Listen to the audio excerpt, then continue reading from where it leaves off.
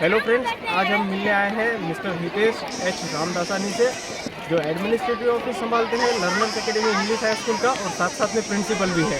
इनसे बहुत कुछ सीखने के लिए मिलेगा about the time management and successful story.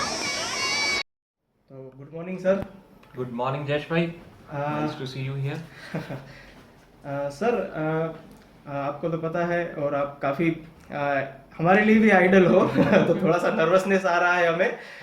Sir, student के प्रॉब्लम रिगार्डिंग आज हम थोड़ी बहुत बात करेंगे। मोस्ट ऑफ स्टूडेंट का थोड़ा प्रॉब्लम होता है, थोड़ा नहीं काफ़ी ज़्यादा प्रॉब्लम होता है कि टाइम मैनेजमेंट का। तो एज अ सक्सेसफुल पर्सन आप भी स्टडी लाइफ से गुजर चुके हो, कॉलेज लाइफ से गुजर चुके हो और आज भी काफ़ी बड़ा बिजनेस है, तो आप ये टाइम किस तरह से एडजस्ट करते हो? देखिए जयेश भाई, रिगार्डिंग टूवर्ड्स द टाइम, मैं अगर टाइम की बात करूं तो we have 24 hours in a day, right. उसमें क्या होता है कि बच्चे जो हैं उस टाइम को प्रॉपरली किस तरीके से यूटिलाइज करना चाहिए वो ध्यान नहीं देते हैं। हाँ। आज मैं आपको एक फंडा बताऊंगा जिससे आप बच्चों को ये मैसेज पहुंचा सकते हैं कि बच्चे अगर अपना टाइम प्रॉपरली मैनेज करें तो they can do their studies well, sports activities या अदर एक्टिविटीज भी वो कर सकते हैं। और तीसरा, they can have at least 6 hour sleep in a day. देखिए, सबसे पहले मैं आपको बताऊं बच्चों को क्या करना चाहिए। Morning when they wake up, they come to the school, till the afternoon they are in the school. School से छूटने के बाद they go home, they should relax for half an hour, 1 hour, take their break. Break के बाद उनके जो भी school की एक्टिविटीज हैं, rather there is homework work और एनी असाइनमेंट्स और something like that, they should work on it for at least 1 hour, right. 1 घंटे के बाद फिर से they need to take a break for their activities, right. Activities में there are X number of activities they can have. उसमें बहुत सारे बच्चों के अलग अलग टाइप के इंटरेस्ट होते हैं। You can see now there are so many of the things for the students, like skating, karate, sports में है, म्यूजिक, डांस, जो भी बच्चे को जिसमें इंटरेस्ट है, they should dedicate their 1 to 1.5 hour towards their time towards their activities. Activities से आने के बाद उनको क्या करना चाहिए, they should at least give 3 hours, 3 घंटे जो है वो अपनी स्टडीज पे दें थॉरली, राइट। तब तक क्या होता है, बच्चे का दिनचर्या पूरा होने को आता है, they are tired up, because we people also get tired up, so ये तो किड्स हैं। उसके बाद उनको क्या करना है, अपना डिनर लेना है, घर पे बैठना है और पेरेंट्स के साथ टाइम स्पेंड करना है। After spending an half an hour time with their parents और 1 hour time with their parents, they can go to their bed easily. Again in the morning when they start up at 5 o'clock in the morning, they can have a few yoga classes for 10 to 15 minutes. They can do at home itself, they don't have to go anywhere else. Or they can have their running up or XYZ activities, and again they can freshen up and come to the school with a very good way. So this is the way they can manage their time easily. Okay sir, जो भी आपने कहा ना उससे बहुत सारे बच्चों के प्रॉब्लम सॉल्व हो गए हैं। सर, एक सवाल और था रिगार्डिंग पेरेंट्स में भी और स्टूडेंट में भी। अभी दिक्कत, जैसे आपको पता है कि अभी सब एग्जाम के शेड्यूल्स लगने वाले हैं, तो पेरेंट्स भी काफ़ी ज़्यादा टेंशन्स में होते हैं और बच्चे भी काफ़ी ज़्यादा टेंशन्स में होते हैं, तो इसका सॉल्यूशंस क्या हो पाएगा? देखिए अजय भाई, I am into this field from 16 years, और मैं खुद भी पढ़ चुका हूँ इतना। एमकॉम बीएड मैंने किया है। मैंने ये भी देखा है कि सिर्फ बच्चों में नहीं, जब बड़े हम लोग को जब एमकॉम का एग्जाम देने जाते हैं या बीएड का देने जाते हैं, तब भी जो स्टूडेंट्स एंटर होते हैं ना, या एग्जामिनेशन टाइम आता है ना, वो नर्वस हो जाते हैं।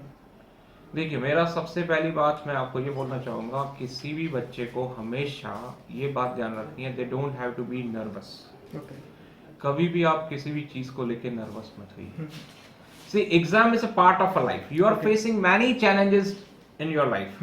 आप बहुत सारे चैलेंजेस को फेस करते हो, और बेसिकली अभी 10th और 12th के एग्जाम्स हैं, बोर्ड एग्जाम्स। तो मेरा उनको यही मैसेज है कि आपके अभी जो प्रीलिम एग्जाम्स चल रहे हैं, उनका रिजल्ट देख के भी बहुत सारे बच्चे डर जाते हैं, पेरेंट्स डर जाते हैं कि हमारे बच्चे क्या करेंगे, या बच्चे सोचते हैं कि हमको तो कुछ नहीं आता। So they should not fear up. डरना नहीं है, उसको एक चैलेंज की तरह लेना है, अपना एक शेड्यूल बनाना है। जैसे मैंने आपको बताया कि टाइम मैनेजमेंट लेके किस सब्जेक्ट में आपको ज़्यादा ज़रूरत है और किस सब्जेक्ट में आपको कम ज़रूरत है, उस हिसाब से आपको टाइम मैनेज करके अपना शेड्यूल बनाना है, चैलेंज लेके और उनको उस चीज़ के ऊपर काम करना है। बेसिकली आप देखोगे अगर अच्छी तरीके से आपने उसको ध्यान देके ये 1.5 महीना अच्छी तरीके से निकाल दिया तो these children will come up with very good numbers, feathers लग जाएंगे। Coming to the parents point, आपने जैसे बताया कि बहुत सारे पेरेंट्स भी नर्वस होते हैं। देखो पेरेंट्स का क्या होता है कि अवर सोसाइटी नो, उसमें क्या होता है कि हमारी सोसाइटी में आसपास के बहुत सारे लोगों की नजर रहती है कि ये बच्चा 10th में है, ये बच्चा 12th में है, तो वो पेरेंट्स से बार बार पूछते रहते हैं। फिर क्या होता है, बहुत सारे पेरेंट्स है ना अपने बच्चों को अपने रिलेटिव्स के बच्चों के साथ, अपने पड़ोस के बच्चों के साथ कंपेयर करते हैं। वो ऐसा बोलते हैं, देख तेरा भाई है ना वो डॉक्टर बन गया है, तू देख क्या कर रहा है, सिंगर बनेगा, क्या मिलेगा तेरे को सिंगर बन के। So that should not be there. First of all अगर आप अपने बच्चे को एनकरेज करेंगे, उनके रिजल्ट्स देख के या उनका परफॉर्मेंस देख के अगर आप उनको एनकरेज करेंगे, बेटा कर, अच्छी तरीके से कर सकता है, या बेटी कर ले, तेरे को जो चाहिए वो कर, लेकिन सबसे पहले we want you to do good in your exams. तो उस समय उन बच्चों का एंथुसियाज्म बहुत बढ़ जाता है। You should enthuse your students, your children. Parents क्या करते हैं कि वो बच्चों के ऊपर प्रेशर डालते हैं कि मुझे 80% चाहिए, 90% चाहिए, नहीं तो एडमिशन नहीं मिलेगा। तो उस प्रेशर के डर की वजह से बच्चा जब क्वेश्चन पेपर हाथ में आता है ना तो वो डर जाता है। So that should not be there, right. वो चीज़ कभी नहीं होनी चाहिए। ये एग्जाम फोबिया नाम का एक जो हमारे यहाँ पे एक कीड़ा घुस गया है हमारी सोसाइटी में, exam phobia, that should not be there. बच्चों को उससे बाहर लाना और उसमें पेरेंट्स और टीचर्स उनकी बहुत मदद। होता क्या है, ऑब्वियसली पेरेंट्स काफ़ी ज़्यादा प्रेशराइज करते हैं। 100% स्टूडेंट के माइंड प्रिपेयर होते हैं एग्जाम के लिए, लेकिन हमारी सोसाइटी ही एनकरेज उनको इस तरह से करती है कि भाई एग्जाम के बारे में डर इतना बैठा देते हैं ना सब, क्या स्टूडेंट उसका 100% दे ही नहीं पाता है एग्जाम में। उसका रीजन क्या है जयेश भाई, आज है ना सबको इंजीनियर्स चाहिए, डॉक्टर्स चाहिए, सीए चाहिए।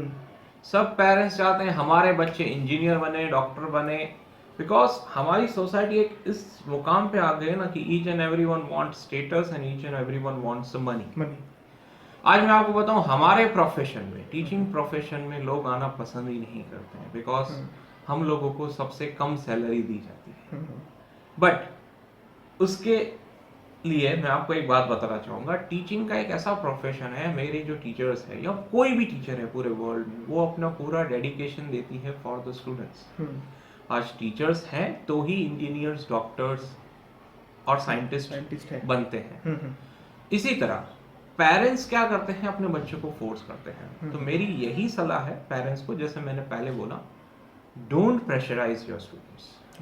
आपका बच्चा एक यूनिक है, हर एक बच्चा यूनिक है, हर एक बच्चे में कुछ ना कुछ क्वालिटी है और वो अपने क्वालिटी के हिसाब से काम करते हैं।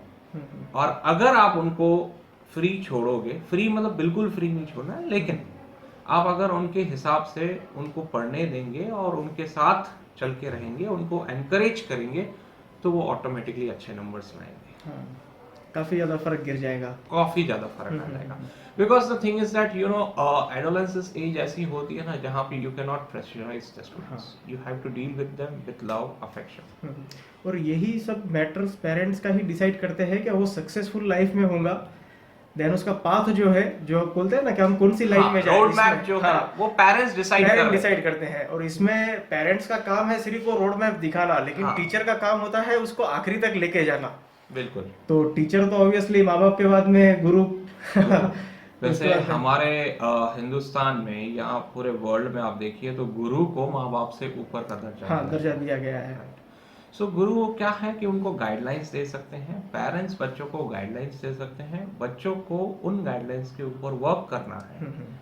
लेकिन कुछ पेरेंट्स क्या करते हैं कि वो बोलते हैं भाई गाइडलाइंस को रखो साइड में, हमारी इच्छा है कि मेरी बेटी जो है कल्पना चावला की तरह चांद पे जाएगी। बट उस बच्ची को अगर कल्पना चावला बनने की इच्छा ही नहीं है, उसको अगर दंगल की तरह रेसलिंग में जाना है तो वो पेरेंट्स हाँ को डाइजेस्ट नहीं नहीं होता होता है है। और वो फोर्स करते रहते हैं उन चीजों के ऊपर जो उनको हाँ नहीं करनी है। आपने 3 इडियट्स देखी होगी, हाँ जरूर। उसमें भी आपने देखा होगा कि how parents wants his child to hmm. Become a engineer, hmm. But उस बच्चे की जो रुचि थी वो थी फोटोग्राफी में, okay.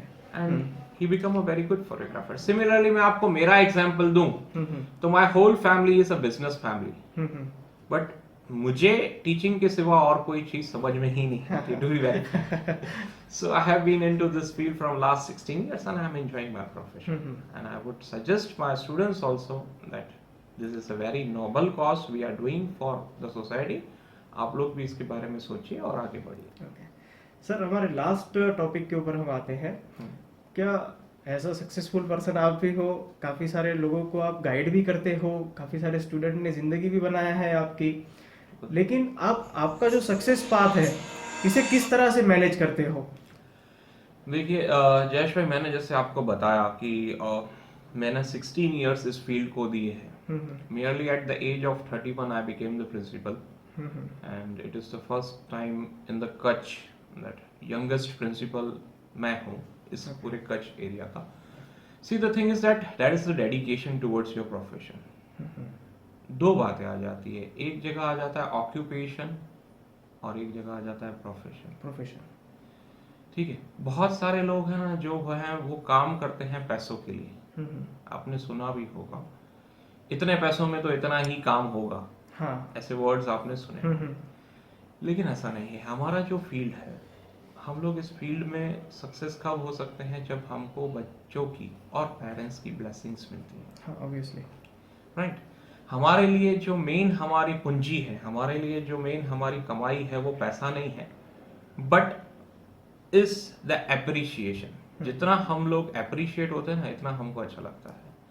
In my 16 years of career I have taught more than 1000 students. 1000 से ज़्यादा बच्चों को मैं पढ़ा चुका हूँ पर्सनली, एंड आज की तारीख में मेरे बच्चे भी बहुत अच्छे सक्सेसफुल बने हैं। कुछ गायनोकोलॉजिस्ट हैं, कुछ डेंटिस्ट हैं, कुछ इंजीनियर्स भी हैं, कुछ टीचर्स भी हैं। राइट। द मेन सक्सेस की स्टोरी क्या है कि we have dedication towards our profession. हम लोग डेडिकेशन के साथ काम करें और जिस मकसद पे चल रहे हैं वो मकसद पे डटे रहें, उससे हिले नहीं, तो ऑटोमेटिकली आपको सक्सेस मिलता है। मेरी स्टोरी बहुत सारे जनों को पता है कि यू हैव सीन दैट कि मैं एक लोअर मिडिल क्लास फैमिली से आता हूँ, एंड मैंने मेरी लाइफ में बहुत मेहनत की है। I started working at the age of 16 itself। मेरा 12th जैसे ही 12th में आया था तब से मैंने कोचिंग क्लासेस से मेरी ज़िंदगी शुरू की, and within the life span of 16 years I have been over here on this seat. So it itself is a success story कि अगर आप कुछ डट के फैसला कर लो कि मुझे ये करना है तो आप जरूर कर सकते हैं, कामयाब हो सकते हैं। कामयाब हो सकते हैं। सर एक छोटा सा क्वेश्चन, ये क्वेश्चन मुझे भी मेरी लाइफ में काफी ज्यादा खटका है। हाँ, सबसे ज्यादा जितने भी सब्जेक्ट होते हैं ना, मैथ्स हम्म। एक ऐसा सब्जेक्ट है ना, हर स्टूडेंट को तकलीफ रहती ही है। देखिए मैथ्स फोबिया जो है बहुत सारे स्टूडेंट्स में देखा गया है, but basically maths is my favourite subject. Being a commerce student also मैंने अपने हर एक एग्जाम्स में मैथ्स ऑप्ट किया है। मैथ्स मेरे लिए बहुत इम्पॉर्टेंट सब्जेक्ट है because I every time scored good marks in the maths, और मेरा बहुत फेवरेट सब्जेक्ट है। देखो मैथ्स को करने का ना एक तरीका होता है। बच्चे क्या है, फिगर्स को देख के, प्लस माइनस के साइंस देख के कंफ्यूज हो जाते हैं, फॉर्मूलाज में कंफ्यूज हो जाते हैं। मैथ्स को अगर आप प्रैक्टिकली लें और उसको आप एक गेम की तरह ले लें कि चलो ये गेम खेलते हैं और ये गेम में मुझे अच्छी तरह करना है, तो आपको कभी कोई प्रॉब्लम नहीं होती है। एंड एक बहुत अच्छी चीज मैंने ये मेरी लाइफ में सीखी है और मैं ये इम्प्लीमेंट भी करता हूँ। Whenever you are doing mathematics, no, आपको जो बोरिंग लगता है या आपको समझ में नहीं आता है, आपका जो फेवरेट म्यूजिक है वो सॉफ्ट टोन पे आप चालू कर दीजिए, एक साइड रख दीजिए और उस समय आप मैथमेटिक्स के सम कीजिए। देखिए म्यूजिक में भी बहुत शक्ति है, हाँ। म्यूजिक में भी सरस्वती बसती है, सरस्वती। और हमारे एजुकेशन में भी सरस्वती सरस्वती माता जी। बसती है, तो उनका जब मिलाप होता है तो उससे बच्चों का डर भी चला जाता है और इंटरेस्टिंग भी बना जाता है। तो ये एक फंडा है, बच्चे अपना सकते हैं जब वो प्रैक्टिकल्स करते हैं, चाहे वो मैथमेटिक्स हो, अकाउंट्स हो, स्टैटिस्टिक्स हो, बिजनेस मैथ्स हो। उस समय अगर ये छोटी छोटी बातें जो हैं उसको ध्यान में लेके अगर वो काम करेंगे तो बहुत ही अच्छी तरह सक्सेस होंगे लाइफ में। मैथ से डरना नहीं है। डरना नहीं लोग एक्चुअली स्टूडेंट है ना, काफी ज्यादा मैथ से ही डरते हैं अभी। हाँ, मैथ्स से डरते हैं और बहुत सारे बच्चों को प्रॉब्लम आती है, तो वो डर नहीं होना चाहिए। सर आपके तरफ से कुछ मैसेज यूथ, एक यंग यूथ को एंड पेरेंट्स को भी? बस मेरा यही मैसेज है मेरे बच्चों से, see all are my kids whether they come from my school और नॉट। पूरे वर्ल्ड में जितने भी बच्चे हैं वो मेरे बच्चे हैं, I see them like my students only. जो भी बच्चे एग्जाम दे रहे हैं, all the best for your exams, never fear up with your exams, कभी भी डरो मत। एग्जाम्स को एक चैलेंज की तरह लो, it is a part of a life, each and everyone has to cross through it. अच्छी तरीके से दैन से पढ़ाई करो और अच्छे नंबर से पास हो, ताकि आपके पेरेंट्स भी खुश हो, आप भी खुश हो और आपको अच्छी जगह एडमिशन लेने में इजी हो। That is the message I would give to my students. Once again all the best for your exams. And parents से मैं यही रिक्वेस्ट करूंगा कि प्लीज प्लीज प्लीज आप अपने बच्चों को एनकरेज कीजिए, डीमोटिवेट मत कीजिए और जितना हो सके उनको प्रेशर फ्री रखिए, ताकि वो अच्छी तरीके से अपने एग्जाम्स दे सकें। कवर अप कर सकें। राइट सर, आरडी की पूरी टीम की तरफ से बहुत बहुत धन्यवाद। आपने आपका कीमती समय हमें दिया और काफ़ी सारे ऐसे स्पीच जो बोले ना जिससे बच्चों को नॉमिनली तकलीफ होती है, आई होप कि बहुत सारे स्टूडेंट को इससे बेनिफिट होगा about their exam and success story life की। तो thank you very much sir. Thank you जस भाई, नाइस प्लेजर।